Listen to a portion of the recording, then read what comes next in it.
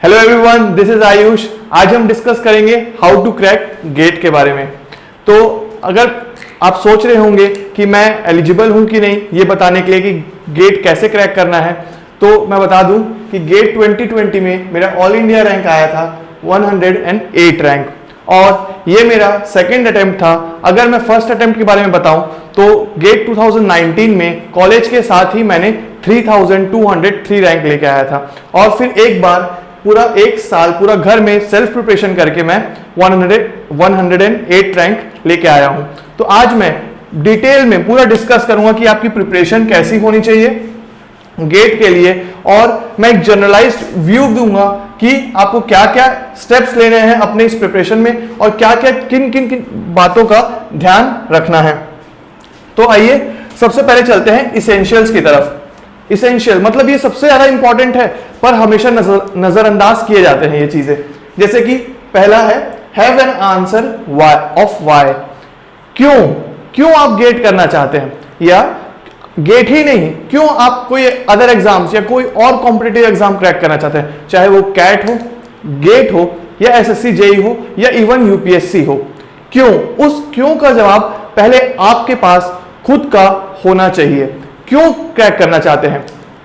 क्या आपके पास financial issues हैं इसलिए, या आप अपने कुछ बड़े ड्रीम्स लेके चल रहे हैं, या आपको कोई कहीं बाहर पढ़ना है आईआईटीज में, या कोई भी व्यू है, तो उसका एक सटीक और एकदम स्ट्रॉन्ग आंसर होना चाहिए कि मैं इसलिए ये कॉम्पिटिटिव एग्जाम में अपीयर करना चाहता हूं। बहुत सारे लोग, जितने मैंने काफी लोग देखे हैं अपने ही आसपास, जिन लोगों के पास इस क्यों या वाई का आंसर नहीं होता कि क्यों मुझे कॉम्पिटिटिव एग्जाम में बैठना है, और बिना आंसर लिए वो जब इस एग्जाम में अपीयर करते हैं तो वो उनका साल और साल बीतते चले जाता है, पर वो एग्जाम क्रैक नहीं हो पाता, क्योंकि उनके पास वो फ्यूल नहीं था कि क्यों मुझे वो एग्जाम क्रैक करना ही है, उसका जवाब नहीं था उनके पास। तो आप भी पहले अपना एक पेन और पेपर लेके पहले लिखेंगे कि क्यों आप गेट एग्जाम क्रैक करना चाहते हैं। जैसे कि अगर मैं कुछ रीजंस के बारे में बताऊं कि क्या क्या रीजंस हो सकते हैं गेट क्रैक करने के लिए। आपको अगर टॉप नॉच इंडिया के सबसे बेस्ट इंस्टीट्यूट्स में पढ़ना है, आईआईटीज में, आईएससी में, या एनआईटीज में, तो आप गेट में अपीयर कर सकते हैं। अगर आपको अब्रॉड जाके पढ़ना है, आपका ड्रीम है, अगर आपका विजन है कि अब्रॉड जाके पढ़ना है, तो सिंगापुर यूनिवर्सिटी, जर्मन यूनिवर्सिटी भी गेट के थ्रू अपना रिक्रूटमेंट लेती है। अगर आपको पीएसयूज में जाना है, जो हमारी सेमी गवर्नमेंट इंस्टीट्यूट्स है, जितनी भी पीएसयूज हैं, एनटीपीसी, ओएनजीसी, उसमें अगर आपको काम करना है तो आप गेट के थ्रू उसमें रिक्रूट हो सकते हैं। ये तो रहा गेट का सिर्फ जॉब ओरिएंटेड और हायर स्टडी पर्पसेस। पर ना केवल यही, आप गेट का अगर एक बार पूरा करिकुलम अगर अच्छे से पढ़ लेते हैं तो आप अदर टीचिंग प्लेटफॉर्म्स में भी अपना सहयोग दे सकते हैं। ठीक है, तो ऐसे बहुत सारे रीजंस हैं कि जिससे मैं गेट मुझे करना चाहिए। मुझे एक एटमॉस्फेयर मिलेगा, एक ग्रोइंग, अपने आप को टेस्ट करने का, अपना पर्सनालिटी डेवलपमेंट करने का इस कॉम्पिटिटिव एग्जाम के थ्रू।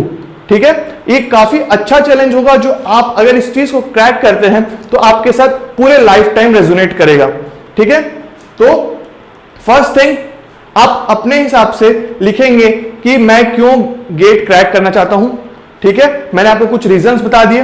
हो सकता है कि आपकी फाइनेंशियल इश्यूज है या फैमिली प्रॉब्लम्स है, और आप सोच रहे हैं कि एक बार मैं अगर अच्छे से पढ़ लूं या इसकी तैयारी कर लूं और एक किसी गवर्नमेंट जॉब में बैठ जाऊं तो मेरी काफी अच्छी अर्निंग हो जाएगी और मैं काफी अच्छा लाइफ जी पाऊंगा। ये भी एक वन ऑफ द रीजंस हो सकता है। उस कौन से इंस्टीट्यूट में काम करना है, कौन से जगह पढ़ाई करनी है, सब एकदम सटीक और एकदम करेक्ट आप एक विजन लेके चलेंगे। ठीक है, उसको पेन और कॉपी में लिखेंगे कि क्यों आप गेट क्रैक करना चाहते हैं। Next, have a vision. इसका मतलब क्या? आपने अभी जो गोल लिखा है अपने पेन और पेपर में कि मुझे इसलिए गेट क्रैक करना है, एक बार आंखें बंद कर करके उस चीज को विजुअलाइज करने की कोशिश कीजिए।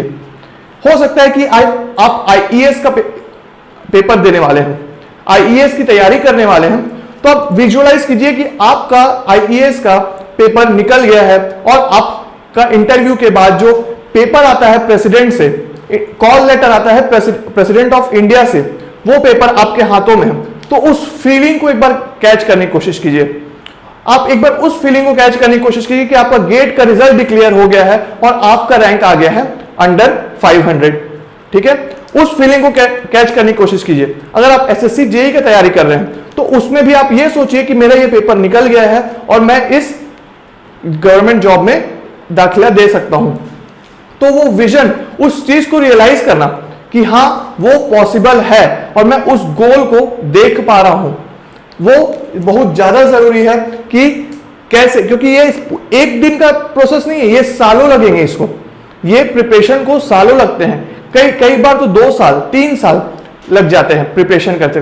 और उस वक्त अगर आपके पास ये विजन नहीं होगा कि एक दिन तो ये सच में होगा, एक दिन तो ये सच में होगा और मैं ये देख रहा हूं रोज कि अगर मैं मेहनत करूंगा तो एक दिन ये पक्का पॉसिबल होगा, तो लोग, अगर जिनके पास नहीं होता ये विजन, वो जल्दी गिव अप कर देते हैं या डिस्ट्रैक्ट होते हैं, या तो फिर उनकी पढ़ाई कंप्लीट हो ही नहीं पाती। तो पहला क्यों, और उस क्यों का जवाब, और जो भी वो था आपका ड्रीम, उसको फुलफिल होते हुए खुद एक बार विजुअलाइज कीजिए, उस विजन को कैच करने की कोशिश कीजिए। ठीक है, जब इन दोनों चीजों का आपका जवाब मिल जाएगा, आप सच में विजुअलाइज कर पाएंगे कि हाँ मैं आईएएस ऑफिसर बन सकता हूं, हाँ मैं गेट क्रैक कर सकता हूं।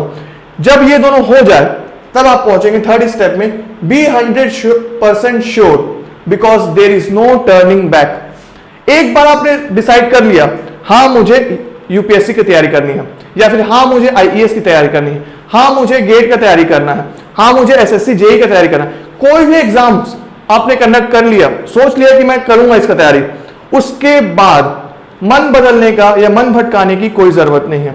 आप श्योर रहिए कि इस एग्जाम को प्रिपेयर करने में 1 साल लगते हैं और अगले साल ही गेट का पेपर होगा। तो क्या मैं तैयार हूं इस 1 साल की जर्नी को तय करने के? अगर वो हाँ है तो 6 महीने बाद ये बदलना नहीं चाहिए, 5 महीने बाद बदलना नहीं चाहिए। गेट का एग्जाम के 1 महीने बाद काफी लोग गिव अप कर देते हैं कि हमारी प्रिपरेशन नहीं हुई है, वो भी चीज नहीं आनी चाहिए। क्योंकि अगर आप 100% श्योर हैं, चाहे कुछ भी हो जाए मैं तो करूंगा ही और गेट में अपीयर करूंगा ही। आपको अगर मैं बता दूं, गेट 2020 का ही पेपर होने वाला था फरवरी में, और हमें सितंबर अक्टूबर से ही ये नोटिफिकेशन आ गया था कि आईआईटीज की फीस हाइक हो चुकी है। मतलब 200% हाइक हो गया है आईआईटीज का फीस। काफी ज्यादा आंदोलन हुआ था, काफी ज्यादा प्रोटेस्ट हुए थे उस चीज के ऊपर। ठीक है, मैक्सिमम लोग पढ़ाई करना छोड़ दिए थे, ये सोच के कि अब तो आईआईटीज में तो फीस बढ़ गई है तो क्या ही मतलब आईआईटी में जाने का। पर क्या वो आपके कंट्रोल में है? क्या वो आपके कंट्रोल में है कि आईआईटीज क्या फैसला लेती है? आपके कंट्रोल में है सिर्फ आपकी पढ़ाई। तो जिन्होंने भी उस दौरान भी पढ़ाई को अपने मेंटेन किया होगा, उनका ही रैंक आया है। ठीक है, तो चाहे कितने भी अप्स एंड डाउन्स आए, चाहे कितनी भी फैमिली इश्यूज हो, फाइनेंशियल इश्यूज हो, या पर्सनल प्रॉब्लम्स हो, या बाहर का जैसे आईआईटीज का फीस हाइक होने वाला प्रॉब्लम, कुछ भी प्रॉब्लम हो, आपको श्योर रहना है, चाहे कुछ भी हो जाए मैं 100% श्योर हूं कि मैं गेट में अपीयर करूंगा। और सिर्फ अपीयर नहीं करूंगा, अटेंडेंस लगवाने नहीं जाऊंगा, मैं पूरा का पूरा कोर्स जितना मैं अपना बेस्ट दे सकता हूं वो कंप्लीट करके एक अच्छा अटेम्प्ट देने जाऊंगा। मुझे नहीं पता मेरा रैंक आएगा कि नहीं, पर मुझे ये जरूर पता है कि मैं एक अटेम्प्ट वो गेट के पेपर में अच्छा दे के आऊंगा, अपने तरफ से बेस्ट दे के आऊंगा। राइट, क्योंकि 100% श्योर इसलिए रहने बोल रहा हूं क्योंकि मेरे काफी फ्रेंड्स हैं जो इसलिए उदास हो जाते हैं या इसलिए उन्हें घबराते हैं कि बाकी लोगों की तो नौकरी लग गई, बाकी लोगों की नौकरी लग गई, कोई कहीं और पढ़ रहा है, कोई कुछ और कर रहा है, सोशल मीडिया में एक्टिव रहते हैं, तो उन लोगों को देख के थोड़ा सा अपने अंदर बुरा फील होता है क्योंकि उनका ये विजन और ये वाई का आंसर उतना स्ट्रांग नहीं है, इसलिए वो डगमगा रहे हैं। ठीक है, तो आप ये दोनों चीज कि आपको सोशल मीडिया छोड़ना पड़ेगा, क्या उसके लिए छोड़ पाएंगे? क्या उतना विजन या उस वाई इतना स्ट्रांग है आपका कि वो हाँ मैं तो बिल्कुल, मेरे को बस वो दिख रहा है, मेरा सिर्फ लक्ष्य दिख रहा है, तो मैं सोशल मीडिया से भी डिस्कनेक्ट हो जाऊंगा आराम से। मैं फेसबुक में नहीं था, ना ही व्हाट्सएप में था, सिर्फ और सिर्फ मैं यूट्यूब चलाता था क्योंकि मुझे यूट्यूब में कुछ ना कुछ अपने गेट से रिलेटेड कंटेंट्स देखने पसंद थे। और गेट, और उसमें भी मैं कोई भी टॉप के वाइन्स वाले सब्सक्राइब नहीं किया था चैनल, मैं सिर्फ पढ़ाई से रिलेटेड और सिर्फ अच्छी जो मुझे मोटिवेट कर सके, बार बार टॉपर्स का इंटरव्यू देखना, बार बार उनके पीएसयूज में काम करते हुए उनको विजुअलाइज करना कि अच्छा हाँ वहां पे ऐसी लाइफ होगी, एक दिन मैं भी वहां पे जॉब करूंगा, ये सोचना क्या क्या अपॉर्चुनिटीज मुझे मिल सकती हैं, क्या मैं फ्यूचर में हो सकता है कि मैं कहीं अच्छे इंस्टीट्यूट में जाके पढ़ाना ही स्टार्ट कर दूं, ये सारी चीजों को विजुअलाइज करता था। वहीं बाकी लोग, कुछ लोग उनसे पढ़ना या बैठना उतना देर मुश्किल होते जा रहा था, या फिर वो ये सोचते थे कि बाकी लोग घूम रहे हैं तो हम कैसे पढ़ेंगे यार हमसे, या फिर कुछ और मूवीज देख लेते हैं या कहीं और टाइम पास कर देते हैं, और टाइम ऐसे ऐसे करके निकलते गया, पर उनका कोर्स भी कंप्लीट नहीं हो पाया। क्यों? क्योंकि यही 3 फैक्टर्स के कारण वो 100% श्योर नहीं थे। वो बस गेट का प्रिपरेशन या कोई भी एग्जाम का प्रिपरेशन कई लोग इसीलिए कर देते हैं कि अच्छा हाँ करते हैं तो चलो कर देते हैं, मतलब कोई बोला तो हाँ चलो कर देते हैं। आप चाहते हो कि नहीं गेट या ईएससी या जो भी एग्जाम का, अगर आप श्योर हो और आप पक्का से अपना एक विजन देख रहे हो कि मुझे वो करना है, तो आप डेफिनेटली कोई भी ऐसा काम नहीं करोगे जिससे आपको ये रियलाइज हो कि आपका टाइम जा रहा है, आपका कोर्स कंप्लीट नहीं हुआ और मैं पेपर में अच्छा अटेम्प्ट नहीं दे पाऊंगा। आप खुद ऐसा रिस्क नहीं उठाओगे अपने लिए, मुझे तो जहां तक लगता है ऐसा। ठीक है, तो ये तीनों पॉइंट का बहुत ही अच्छे से ध्यान रखेंगे। नेक्स्ट चलते हैं, don't call it a plan, don't call it a dream, call it a plan. Right? सपना नहीं है ये एक प्लान है, मतलब कि मैं इसको करूंगा और मैं ये स्ट्रेटेजी बनाऊंगा। आपको अगर मैं हो सकेगा तो अपने जो, मैं जुलाई में ही, जैसे हमारा कॉलेज खत्म हुआ था, ऑलमोस्ट जुलाई के टाइम ही खत्म हो गया था 2019 में, जब मैंने गेट अटेम्प्ट किया था तो जुलाई में खत्म हुआ, अगस्त तक शायद मैंने अपना अगस्त से लेके दिसंबर तक का पूरा प्लान 2-3 दिन बैठकर पूरा लिख लिया था। इतने से इतने डेट ये सब्जेक्ट, इतने से इतने दिन ये सब्जेक्ट, ये टेस्ट सीरीज इस दिन, सारा पूरा साल का मैंने प्लानिंग कर लिया था। अगर हो सकेगा तो मैं डिस्क्रिप्शन बॉक्स में या फर्स्ट कमेंट में आपको उसका पीडीएफ देने की भी कोशिश करूंगा, क्योंकि वो चीजें मेरे पास अभी भी हैं। तो आप भी उस प्लान का, आप कोई भी एग्जाम का तैयारी कर रहे हो, पहले उस सब्जेक्ट्स को डिकोड करना स्टार्ट करो कि इस दिन ये सब्जेक्ट इतने दिन जाना चाहिए, इससे ज्यादा एक्सटेंड नहीं होना चाहिए, इस तारीख को मेरे को अपना टेस्ट सीरीज अटेम्प्ट करना है, इस डेट को मुझे रिवाइज करना है। एक प्रॉपर स्ट्रेटेजिक प्लान होना चाहिए आपको पूरे साल भर का, या जब तक कि वो पेपर नहीं होता, कि इससे इतने दिन मैं अच्छे से यूटिलाइज करूंगा। आपको प्रॉपर अपने चीट डेज या फिर रेस्ट डेज भी प्लान करने हैं, क्योंकि वो आप बताया ना मैंने कि एक महीने या कुछ दिनों का ये चीज नहीं है, साल भर की प्रिपरेशन है, साल भर की।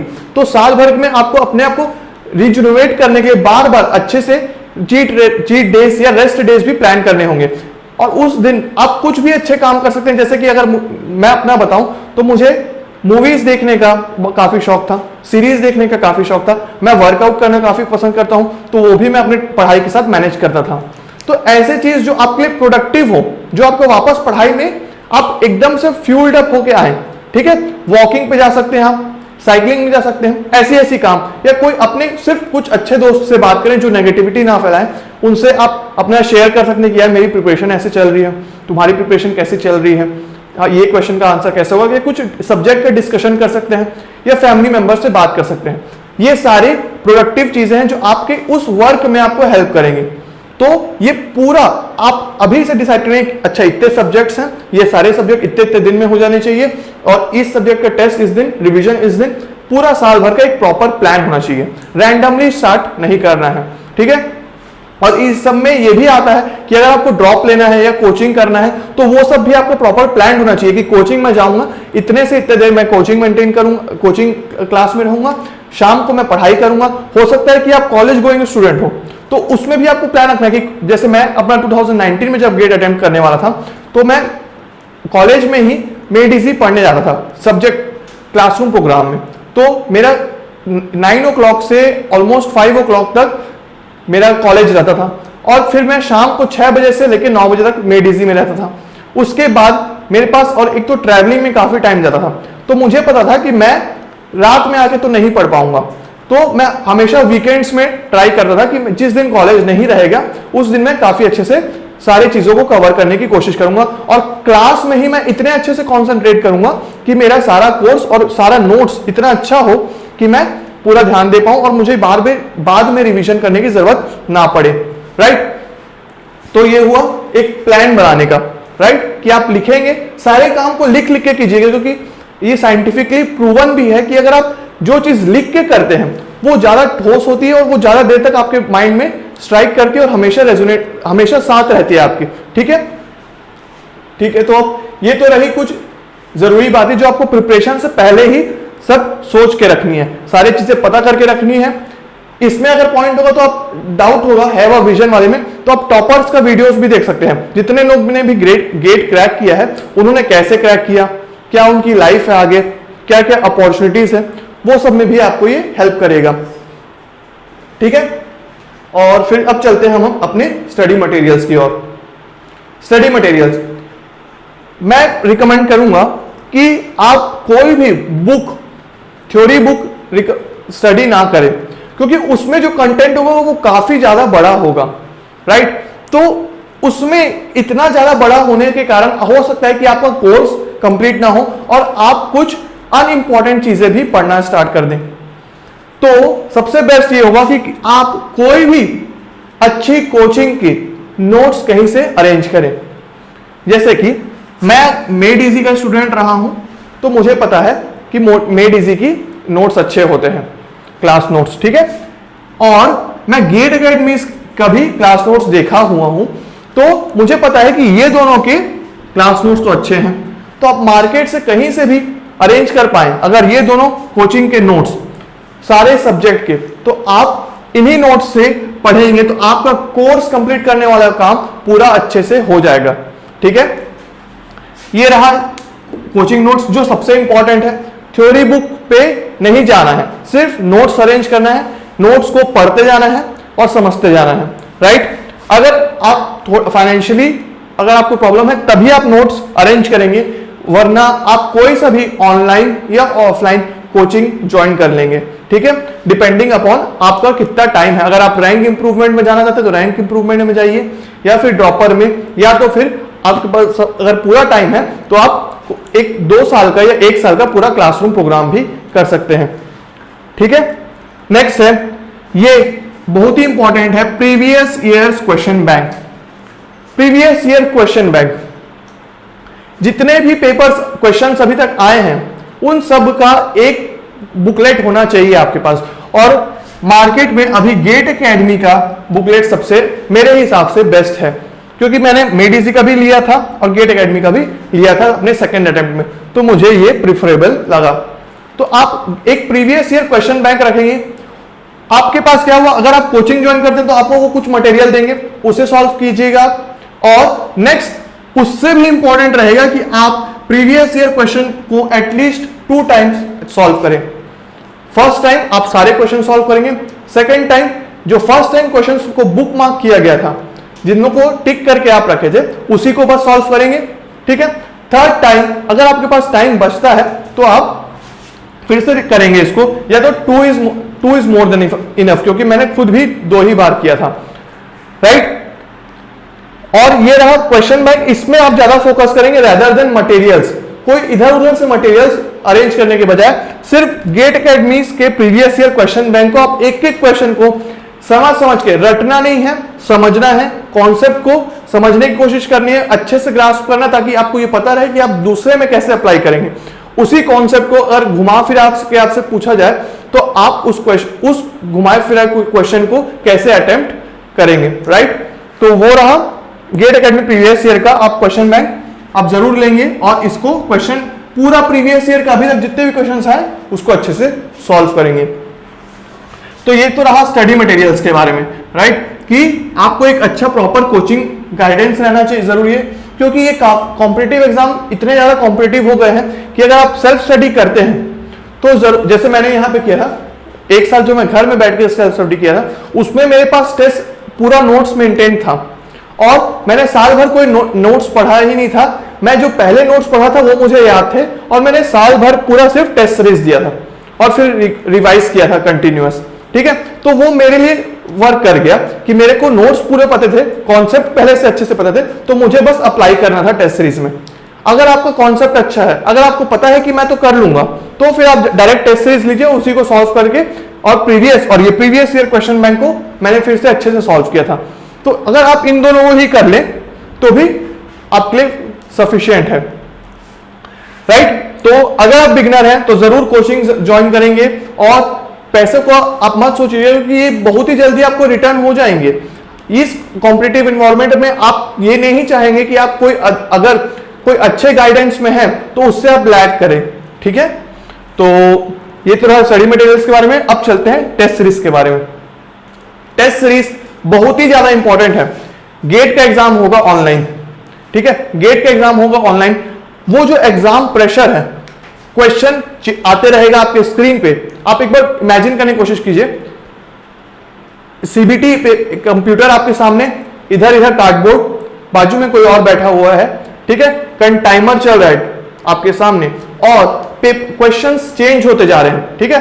और अगर उस क्वेश्चन में आपको एक छोटा सा स्क्रिबल पैड दिया गया है, तो कैसे 3 घंटों में आप ये समझ लीजिए कि उस पेपर को वापस देने नहीं जाएंगे।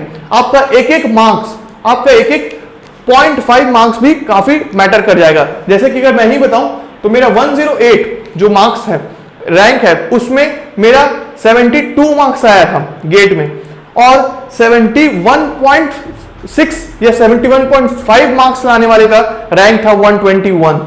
तो आप सोच रहे होंगे 0.5 मार्क्स के कारण कितना डिफरेंस क्रिएट हो गया, ठीक है। तो 0.5 मार्क्स का इतना डिफरेंस क्रिएट हो, तो आपको एक एक 0.5 मार्क्स, 1 मार्क्स काफी ज्यादा डिफरेंस क्रिएट कर सकता है आपके। तो ऐसे में आपको पता रहना चाहिए कि इस एग्जाम प्रेशर कितना ज्यादा प्रेशर होगा। आप सोचिए कि जब एक एक मार्क्स आपका रैंक को इधर से उधर हिला सकता है, तो उस क्वेश्चन को अटेंड करते टाइम टाइमर चल रहा है कि वो क्वेश्चन सही होगा, सिली मिस्टेक तो नहीं हो जाएगा। ये सब ख्याल को पहले से ही अपने आप को प्रेशर को डील करने का आदत इस टेस्ट सीरीज से पड़ेगा। मैंने जब अपना सेकेंड अटेम्प्ट लिया था, तो मैं सेकेंड अटेम्प्ट में स्टार्टिंग से ही, जैसे मैं बताऊं तो अगस्त से ही मैंने टेस्ट सीरीज देना स्टार्ट कर दिया था। टॉपिक वाइज कोई भी टॉपिक पढ़ता था, उसका topic wise test series, subject complete होता था, सब्जेक्ट का टेस्ट सीरीज। जैसे कि मैंने बताया, ये पॉइंट नंबर 4 कि मैं टॉपिक कितने डेट तक खत्म होना चाहिए वो भी लिख के रखा था, और कब तक के वो सब्जेक्ट खत्म होना चाहिए वो भी लिख के रखा था। फिर रिवीजन करते टाइम भी मैंने टेस्ट सीरीज देने का सोच के रखा था कि मैं टेस्ट सीरीज भी इतने टाइम को दे दूंगा, ठीक है। तो ये सारा चीज कि टेस्ट सीरीज कब देना है, ये सब 4th पॉइंट में ही आ गया। और मैं इतना टेस्ट सीरीज दिया था कि एक आपका इसमें से क्या क्या इंप्रूव होगा पता है आपका, इन टेस्ट सीरीज में से अगर मैं लिखूं तो सबसे पहले आपका इंप्रूव होगा स्पीड, ठीक है। क्वेश्चन सॉल्विंग स्पीड तो ऑब्वियसली इंक्रीज हो जाएगा आपका, क्योंकि आप बार बार जब इतने सारे टेस्ट सीरीज अटेम्प्ट कर लेंगे तो आपका स्पीड डेफिनेटली इंक्रीज होगा। सेकेंड, प्रेशर,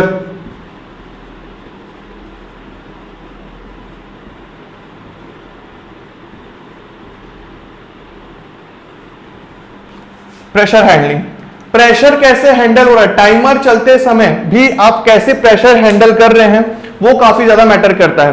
पर अगर आप बार बार टेस्ट सीरीज देते रहेंगे तो ये आपके लिए आम बात हो जाएगी। जब मैं भी गेट का पेपर देने गया था तो ऑब्वियसली मुझे पता था कि ये गेट का पेपर है और ये नेक्स्ट टाइम मैं देने अगले साल ही आ सकता हूं, तो प्रेशर तो था, पर एक कॉन्फिडेंस जरूर था कि मैंने तो घर में रोज अटेम्प्ट किया है यार इस टेस्ट सीरीज को, तो मैं मैनेज कर ही लूंगा, ठीक है।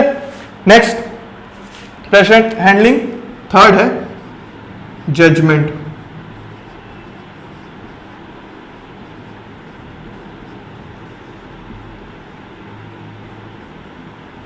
Judgement skills.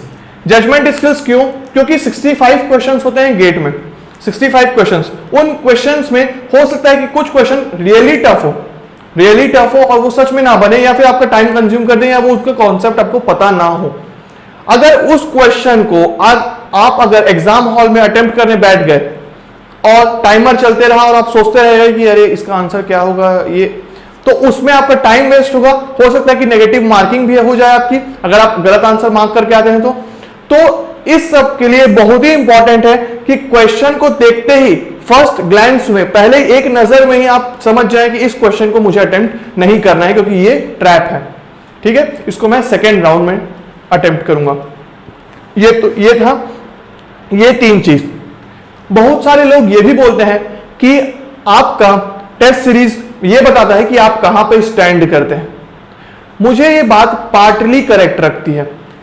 ये टेस्ट सीरीज ये नहीं बताता कि आप कहां स्टैंड करते हैं, टेस्ट सीरीज ये बताता है कि आपकी तैयारी कैसी चल रही है। अगर आपसे क्वेश्चंस बन रहे हैं तो डेफिनेटली आपकी तैयारी अच्छी चल रही है, नहीं बन रहे हैं तो आप थोड़ा सा इंप्रूव जरूर कर जाएंगे उसको, कॉन्सेप्ट को देख के।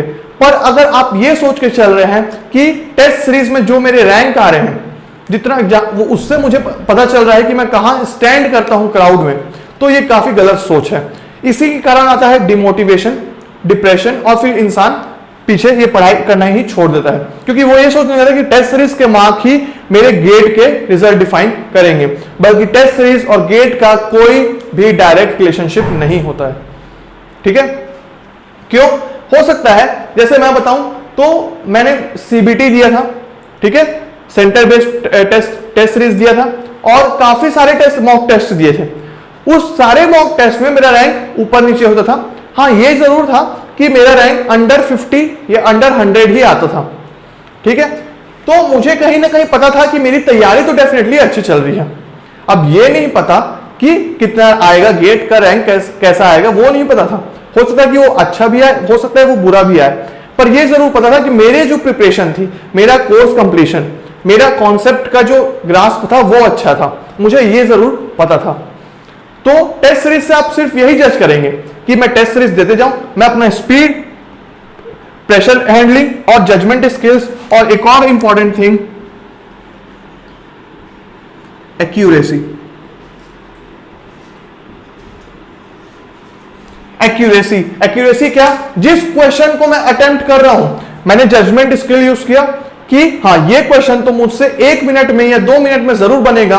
उस क्वेश्चन को अटेम्प्ट करने के बाद ये ज्यादा जरूरी है कि आप अटेम्प्ट किया तो करेक्ट आंसर लाए। वहां पे हो सकता है कि आप करेक्ट आंसर लाए हैं, एग्जाम प्रेशर में आप ऑप्शन बी की जगह सी मार्क करके आ गए, या फिर जो अगर एनएटी क्वेश्चंस होते हैं तो उसमें आप वैल्यूज में देखे किस यूनिट में पूछा गया आंसर और आप जल्दी जल्दी में दूसरा आंसर पुट करके आ गए, या फिर कोई सिली मिस्टेक करने के कारण, प्लस माइनस के कारण आपका आंसर गलत आ गया।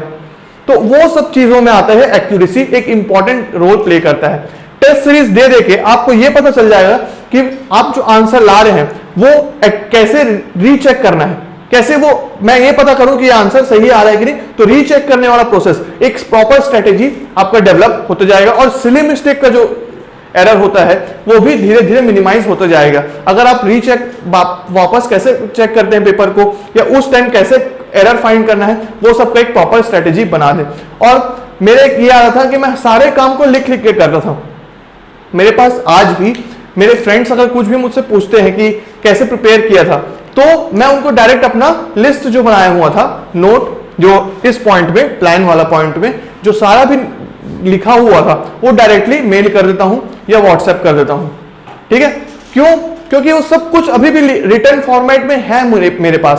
तो आप अगर टेस्ट सीरीज दे रहे हैं, टेस्ट सीरीज वाली चीज को भी आप लिखेंगे कि टेस्ट सीरीज में मुझसे इतनी सिली मिस्टेक हो रही है, ओके, सिली मिस्टेक इतनी हो रही है, इसको ऐसे रेक्टिफाई करूंगा, अब से मैं क्वेश्चन को हड़बड़ी में अटेंड नहीं करूंगा। वो सारी चीजों को लिख लिख के सोचेंगे, क्योंकि ऐसा होता है कि हम मन में बातें तो कर लेते हैं, नेक्स्ट टेस्ट सीरीज आते तक आप भूल जाएं वो चीजों को, और फिर से वही गलतियां, तो ऐसे में इंप्रूव नहीं होता इंसान। ठीक है, तो लिख के आप उस चीज को लिख करेंगे कि हाँ मेरा ये प्लान है कि अब से मैं इतने टाइम तक इस क्वेश्चन को दूंगा। होगा अगर मैं इफ पॉसिबल तो मैं अपने डिस्क्रिप्शन बॉक्स में या फर्स्ट कमेंट में जरूर उस टेस्ट सीरीज का भी जो मैंने अपना एनालिसिस किया था उसका भी एक पीडीएफ जरूर डाल दूंगा। राइट, तो ये तो था टेस्ट सीरीज के बारे में। नेक्स्ट, अगर आप और इसके बारे में डिस्कस करना चाहें, कोर्स कंप्लीशन। कोर्स कंप्लीशन आपका हो जाना चाहिए नवंबर या दिसंबर तक। नवंबर दिसंबर तक ये डेडलाइन है कि आपका गेट के लिए अगर आप प्रिपेयर कर रहे हैं तो नवंबर दिसंबर तक कोर्स हो जाना चाहिए।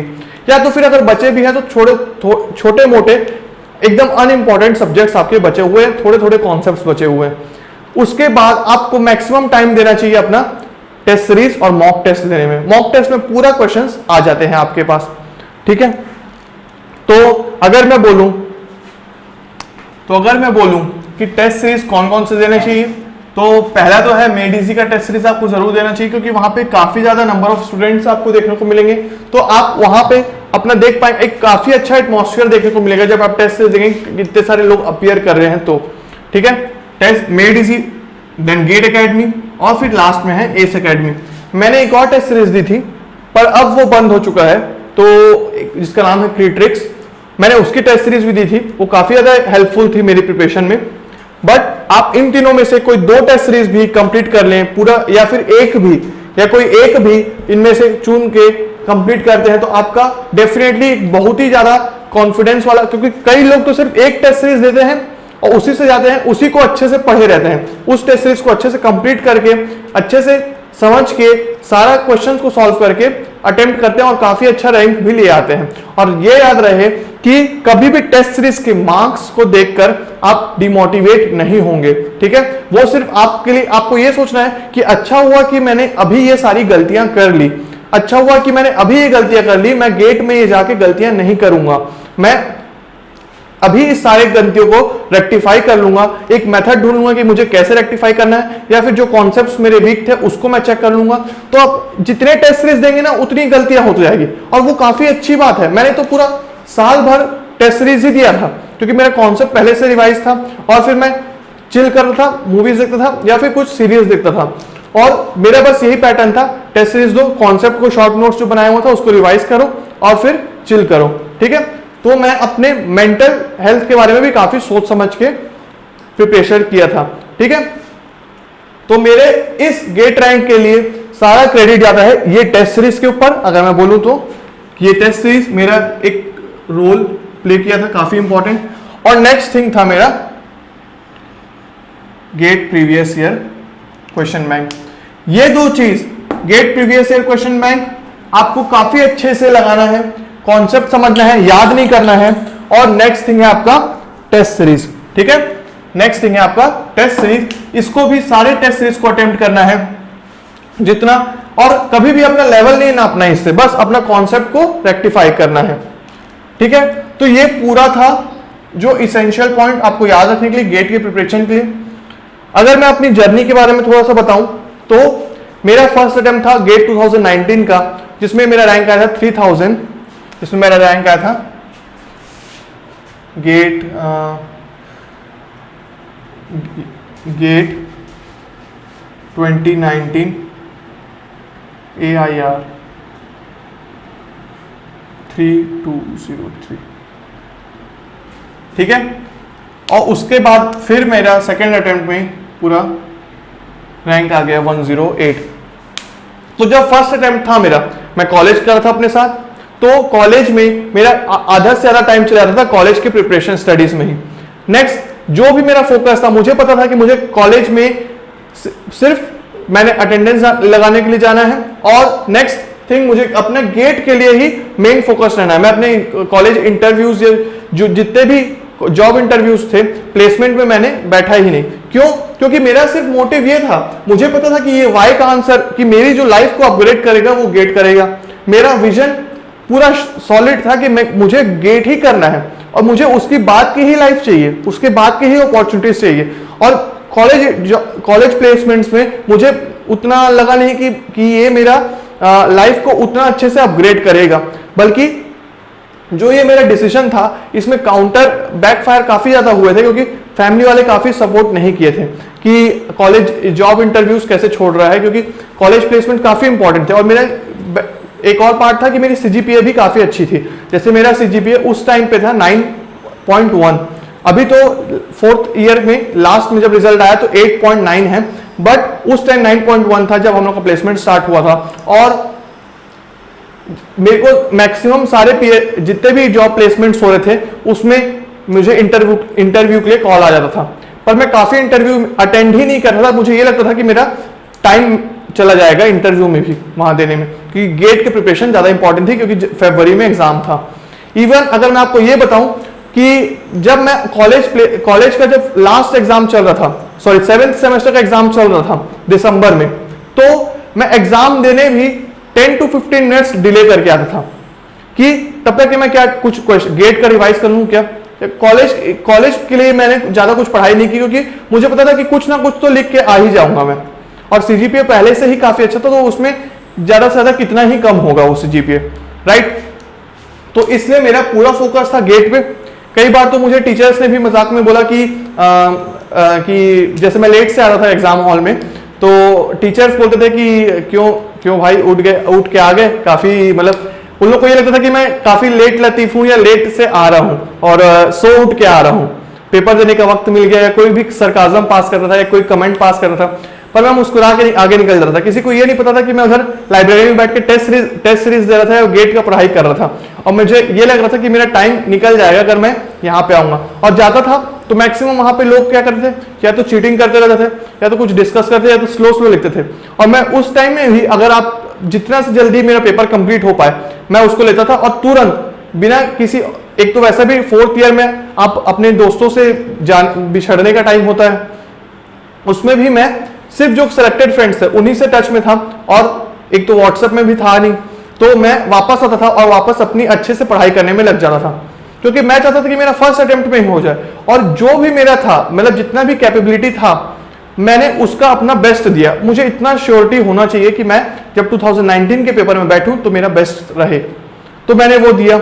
और फिर जब रिजल्ट आया गेट का 3203, तो उस टाइम क्या हुआ था कि पेपर काफी ज्यादा इजी आ गया था, और टेस्ट सीरीज ज्यादा नहीं देने के कारण, क्योंकि टाइम ही नहीं था, कोर्स कंप्लीट करने में इतना ही टाइम निकल गया था कि टेस्ट सीरीज देने का वक्त नहीं मिला, तो उसके कारण मुझे जजमेंटल स्किल्स नहीं आया कि अगर पेपर इजी आया है तो मुझे जल्दी जल्दी नंबर ऑफ क्वेश्चंस बढ़ाने हैं और एक्यूरेसी मेंटेन करके अच्छा रैंक लाना है।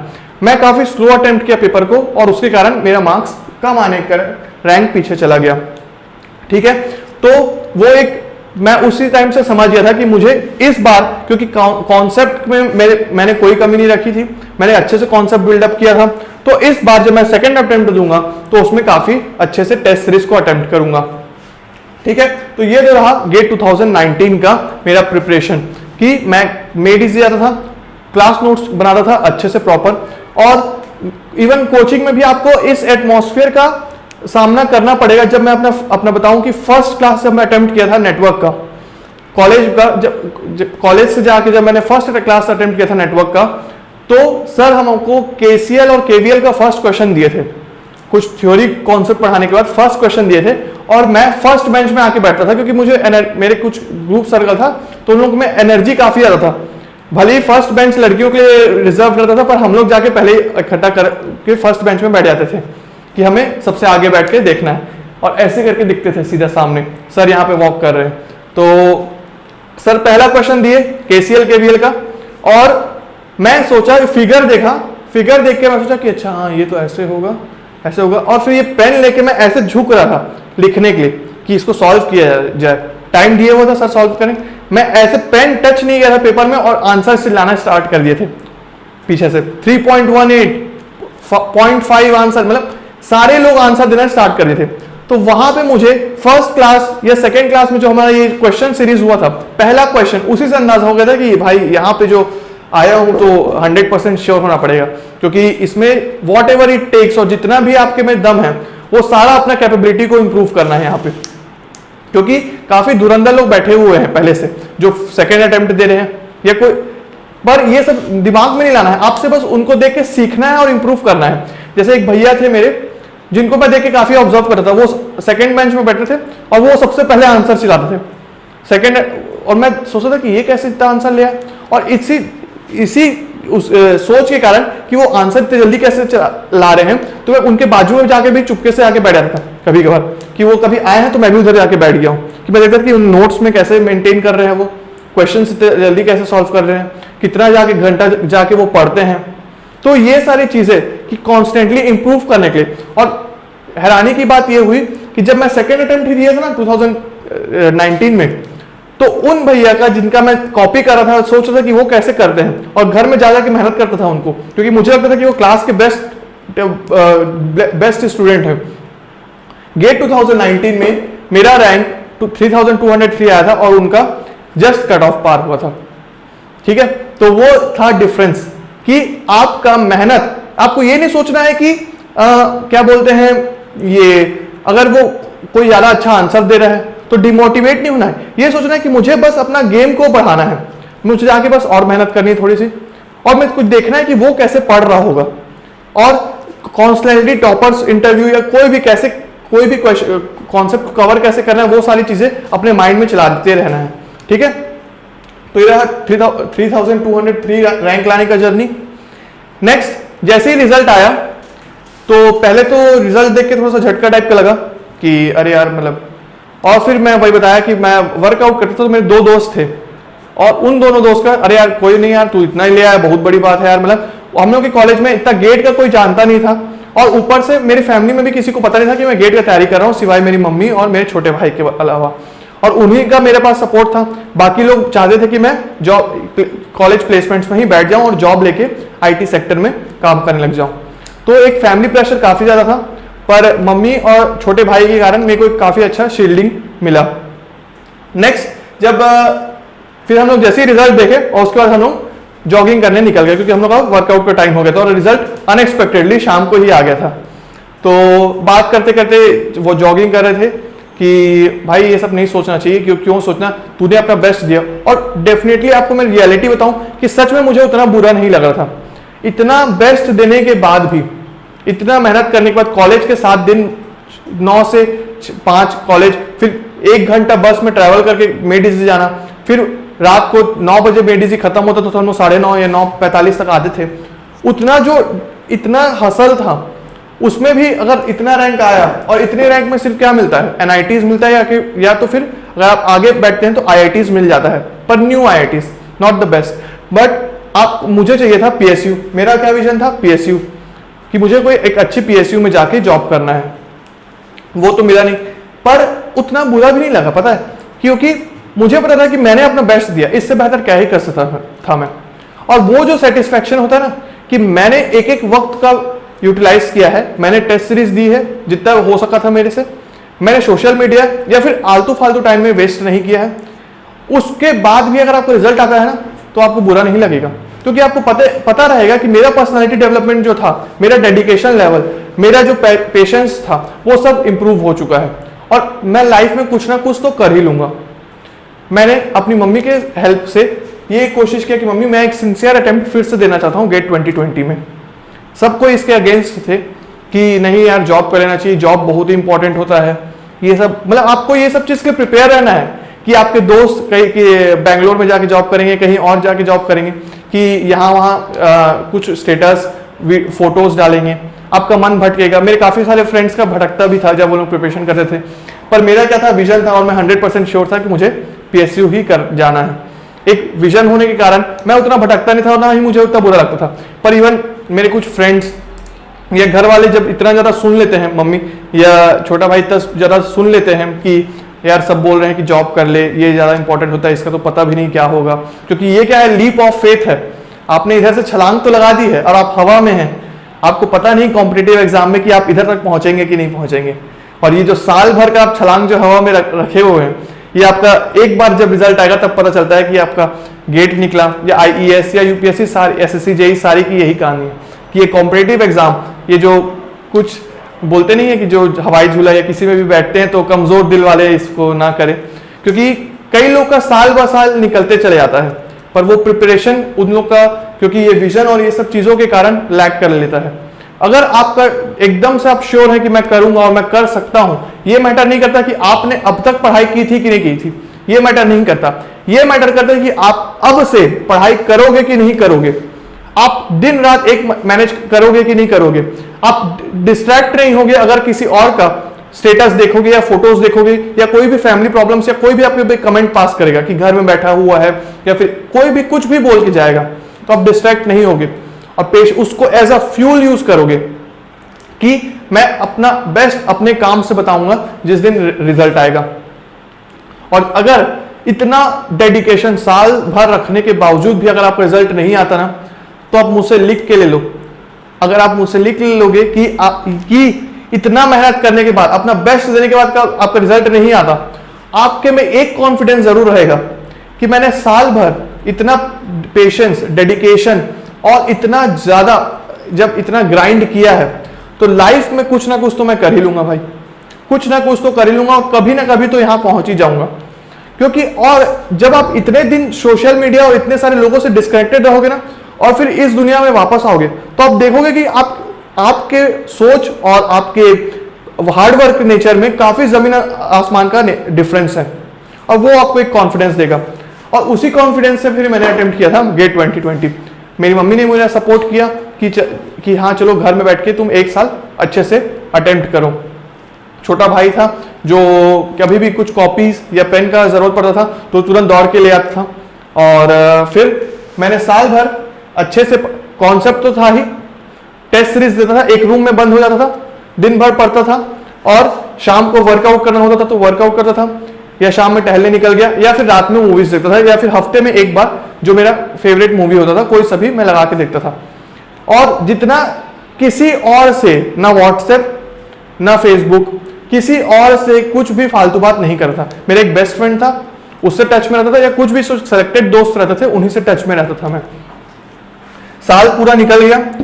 जब मैंने पहला अपना मॉक टेस्ट दिया था, होता क्या था, जब मैं 2019 का पेपर देता था ना, टेस्ट सीरीज देता था, तो फोटोज आती है कुछ कुछ टेस्ट सीरीज में, कि जब टेस्ट सीरीज देंगे तो जो रैंकर्स होते हैं उनकी फोटोज आती है।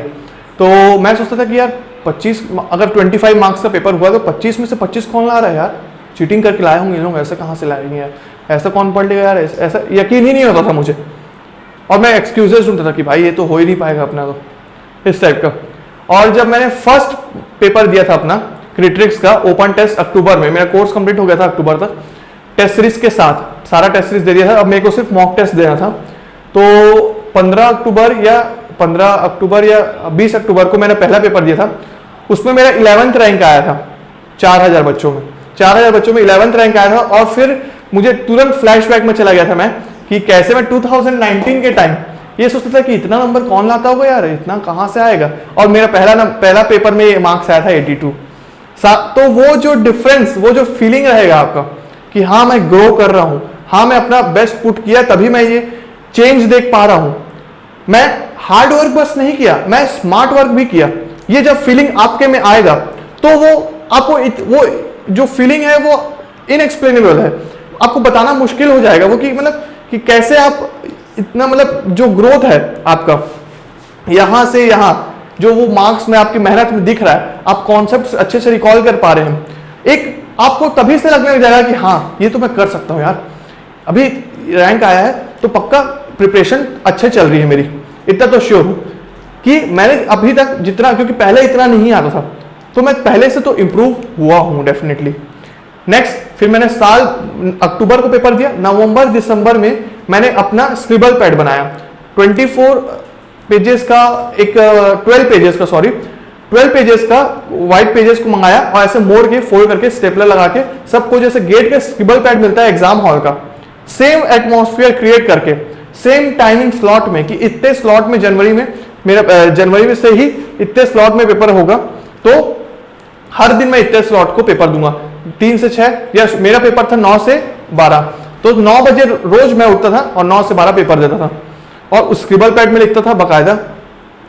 उसके बाद जब वो आदत होते गई, और मेरा क्या मोटिव था कि रैंक और ये सब में नहीं जाना है, बस ये देखना कि इंप्रूवमेंट हो रहा है कि नहीं, सिली मिस्टेक्स कम हो रही है कि नहीं, कॉन्सेप्ट अच्छे हो रहे हैं कि नहीं, और अच्छे अच्छे कॉन्सेप्ट सीखने के साथ साथ मैं अप्लाई कर पा रहा हूं और स्पीड मेंटेन कर पा रहा हूं कि नहीं। तो रैंक वैंक देखता नहीं था मैं, पर बकायदा पेपर देते रहता था। तो उससे मेरा ये चारों चीज इतना अच्छा हो गया कि गेट 2020 जो काफी कंट्रोवर्शियल पेपर था, काफी सारा उसमें मार्क्स टू ऑल हुआ, काफी ज्यादा इतना कंट्रोवर्शियल क्वेश्चंस आए थे, और मेरा स्ट्रेटेजी था कि मैं स्टार्ट करता था 2 मार्क्स से, डायरेक्ट क्वेश्चन पेपर स्क्रीन, जैसे ही स्क्रीन आया पेपर का मैं डायरेक्ट 2 मार्क्स में जंप करता था, क्योंकि 2019 में मैंने देख लिया था कि 1 मार्क्स से अगर आपका चॉइस है कि अगर आप एप्टीट्यूड से स्टार्ट करना चाहते हो तो एप्टीट्यूड से करो, 1 मार्क टेक्निकल से करना चाहते हो तो 1 मार्क टेक्निकल से करो, पर अगर आपका कॉन्सेप्ट एकदम स्ट्रांग है, आपको अपने तैयारी पे भरोसा, तो 2 मार्क्स से भी स्टार्ट कर सकते हो, और आप घबराते नहीं हो एकदम टफ क्वेश्चंस को देखकर, तो आप 2 मार्क्स से भी स्टार्ट कर सकते हो। तो 2 मार्क्स से स्टार्ट किया मैंने, और सारे टफ क्वेश्चंस आए और काफी कंट्रोवर्शियल, जिसके आंसर ही मैच नहीं कर रहे थे ऑप्शन से, पर फिर भी क्योंकि मैं इतने ज्यादा हैबिचुएटेड था पेपर्स दे के, तो उस टाइम मैं घबराया नहीं और पेपर को कोशिश किया कि मैं अच्छे से देते जाऊं, और क्वेश्चन बाय क्वेश्चन मैं अटेम्प्ट करता गया। ले देके जब आया बाहर तो उतना सेटिस्फाइड नहीं था पेपर देके, क्योंकि मुझे पता नहीं था, क्योंकि काफी टफ आया था पेपर, पर फिर भी ये था कि हाँ यार, कि चलो मेहनत तो की है। और हाँ, मैंने अपना जितने भी टेस्ट सीरीज दिए थे उसमें जो अच्छा परफॉर्मेंस था, बेस्ट परफॉर्मेंस, उनका स्क्रीनशॉट ले लिया था और एग्जाम हॉल के जस्ट एंटर करने से पहले मैंने वो स्क्रीनशॉट देखा था कि मतलब कि याद रहना चाहिए कि भाई कौन एंटर कर रहा है, कितना मेहनत तो किया है, तो पक्का तेरा कुछ ना कुछ तो अच्छा हो ही जाएगा।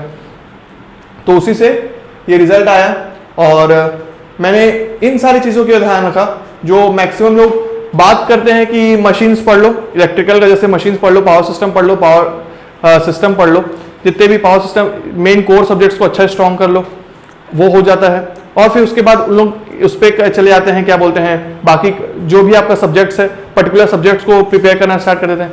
वो सारी चीज़ें हो जाएंगी, वो सारे चीज़ें जितना भी कॉन्सेप्ट जितना भी सब्जेक्ट्स है वो सारे कवर होंगे अगर आपके में वो एनर्जी, वो ड्राइव, अगर आपके में वो विजन रहेगा कि मुझे करना है, तो पक्का सारे आप खुद ही खुद कर लोगे, मेरे बताने की जरूरत नहीं पड़ेगी। आप खुद ही पता कर लोगे कि कौन सा टीचर के प्रॉपर नोट्स। मैं इंग्लिश का भी क्वेश्चन होता, हम लोग का कोचिंग में वो होता था, क्लासेस होता था, और 1 हफ्ते के क्लासेस था। मैक्सिमम लोग सोचते थे कि छोड़ना यार इंग्लिश क्या करेगा, पर मैं इंग्लिश का भी देने आ रहा था। एनालॉग इलेक्ट्रॉनिक्स जो हमारा प्रिपेयर हुआ था क्लास, वो हमारा कॉलेज का जब हम लोग का सेमेस्टर मिड सेमेस्टर से होता था, जो सिर्फ 1-1.5 घंटे का जो होता है पेपर मिड सेमेस्टर, उस टाइम में हमारा मेड इजी का भी क्लास चल रहा था। तो मैं तब भी जाता था अपने कोचिंग करने के लिए, और उस टाइम सब सीनियर्स आते थे, मेरे कोई भी मेरे बैचमेट नहीं आ रहा था कि यार नहीं मिड सेमेस्टर चल रहा है, ये सब में क्या जाएगा। पर मुझे पता था कि मुझे कॉलेज से तो उतना कुछ नहीं मिलने वाला, मेरा जो भी फ्यूचर डिसाइड करेगा वो गेट करेगा। तो मैं तब भी क्लास अटेंड करने आता था जब कोई नहीं जाता था।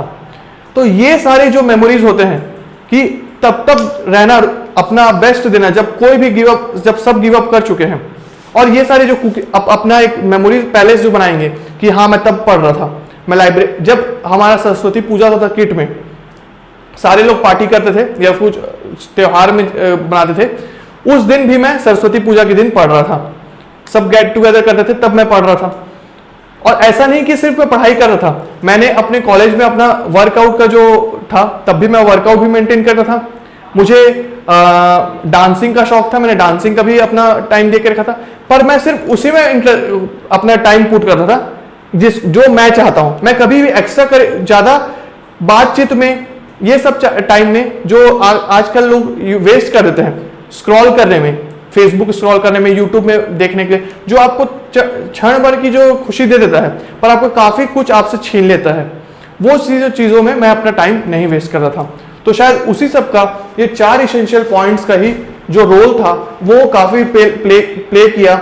और फिर लास्ट में था गेट, ये प्रीवियस ईयर क्वेश्चन बैंक देना और टेस्ट सीरीज देना, और अपने आप को बार बार चेक करना कि मैं सही डायरेक्शन में सही प्रिपरेशन कर रहा हूं कि नहीं, और अपने मेंटल हेल्थ को भी ध्यान रखते हुए प्रॉपर रेस्ट डेज, प्रॉपर मैं ब्रेक लेता था। 1-2 दिन तो पढ़ता ही नहीं था कि आज अभी तक हफ्ते भर पूरा अच्छे से पढ़ाई किया, अब मैं अच्छे से अपने आप को वापस एनर्जाइज करता हूं नेक्स्ट वीक लिए। तो आप वो सब कभी आप अच्छे से प्लान करेंगे। इन सारे डिस्कशन में जितना भी अभी तक मैंने डिस्कस किया, अगर कोई पर्टिकुलर पॉइंट, कोई पर्टिकुलर चीज आपको इन डिटेल जानना हो, कोई सब्जेक्ट के बारे में कि सर ये सब्जेक्ट को कैसे प्रिपेयर करना है, या फिर इस कब से तैयारी चालू करनी चाहिए, तो उसको तो जवाब मैं अभी दे सकता हूं कि तैयारी जब हो सके तब कर लो, जितना जल्दी हो सके उतना जल्दी स्टार्ट कर दो। ठीक है, रिवीजन कब से करना चाहिए, रिवीजन तो अपने प्रिपरेशन के साथ साथ ही करते जाना चाहिए आपको। हर हफ्ते में 1 दिन, या तो फिर रात को सोने से पहले आधा घंटा वो कर सकते हो आप। और जो भी आपकी क्वेरीज होंगी आप अपने कमेंट बॉक्स में कमेंट कीजिए, और अगर आप और किसी टॉपिक पे इन डिटेल वीडियो चाहते हैं तो उसको भी मैं बना दूंगा। ठीक है, तो चलते हैं फिर, थैंक्स।